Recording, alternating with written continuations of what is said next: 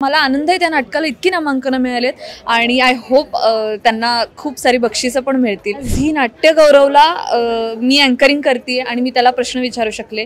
हा आमच्यासाठी सिम्बॉलिकली खूप गोड क्षण आहे. नाटक करताना नेहमी लाईव्ह ऑडियन्स ची मजा असते आणि म्हणून नाटक करायला आम्हाला आवडतं सगळ्यांना. Hello, me Aditi. इट्स मज्जामध्ये तुम्हा सगळ्यांचं स्वागत. झी नाट्य गौरव 2024 हा पुरस्कार सोहळा आहे आणि या पुरस्कार सोहळ्याची अँकर माझ्यासोबत आहे, म्हणजे शिवानी माझ्यासोबत आहे. कशी आहेस? मी मस्त. कशी? खूप सुंदर दिसतेस. मी अगदी मजेत आहे आणि आजचा हा मराठमोळा लुक खूप सुंदर दिसतोय. विराजसची कॉम्प्लिमेंट मिळाली का? कॉम्प्लिमेंट तर त्याचीच असते सगळ्यात पहिले, सो डेफिनेटली दिली. थँक्यू. बरं, आत्ता अँकरिंगच्या मूडमध्ये आहेस तू आणि ते सगळ्यांचे इंटरव्ह्यूज घेतेस, ती काय फिलिंग आहे?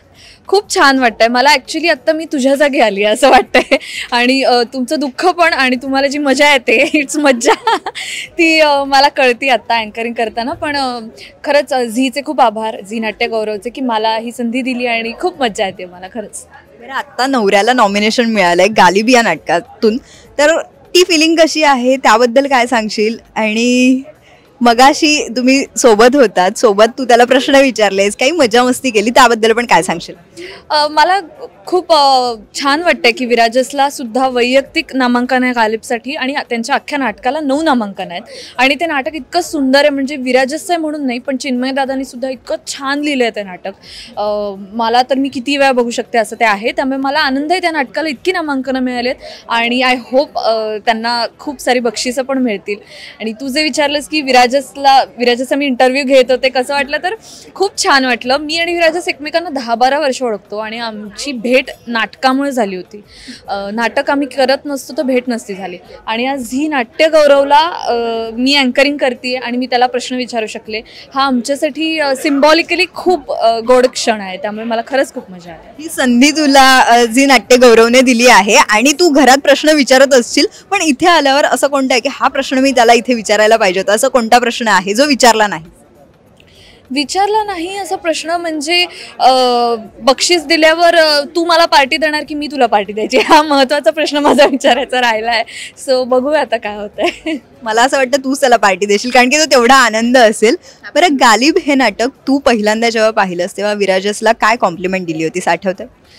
विराजसचं एक खूप वेगळं काम मी बघितलं, कारण आम्ही प्रायोगिक रंगभूमीवर अनेक वर्ष काम करतो आहे. व्यावसायिक हे त्याचं पहिलं मोठं नाटक आहे आणि या नाटकामध्ये प्रायोगिकमध्ये मी त्यांनी कॉमेडी काम करताना बघितले. तो कॉमेडी छान लिहितो, दिग्दर्शक म्हणून पण तो खूप चांगला आहे कॉमेडी नाटकांचा. त्याचा टायमिंग छान आहे. पण गालिबमध्ये त्याचा अत्यंत सिरियस रोल आहे, सिरियस भूमिका आहे आणि तीसुद्धा तो इतक्या मॅच्युअरली करतो आहे. ते बघून मला खूप छान वाटलं. I am really proud of him. आणि त्याही सिरियस भूमिका जरी असली तरी त्यामध्ये तो काही जागा काढतो स्वतःच्या आणि भूमिकेला खूप छान न्याय देतो. So I am really proud of him. आत्ता तू इथे अँकरिंग करताना बऱ्याच जणांचे इंटरव्ह्यू वगैरे घेतले, पण आतूनही असं फिलिंग होतं की अरे माझ्या आज नवऱ्याला पण नॉमिनेशन आहे, ही फिलिंग होती का? आणि ही फिलिंग कशी आहे?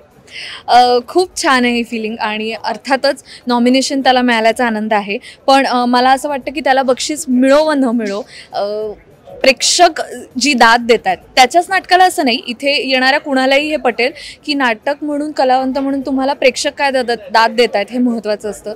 सो ही तर एक पाठीवरची कौतुकाची थाप आहे, पण खरी दाद ही प्रेक्षकच देतात. सो बरं, आत्तापर्यंत तुला कौतुकाची थाप अनेकदा मिळाली असेल, पण त्यातली एक आठवणीत राहणारी थाप कोणती आहे?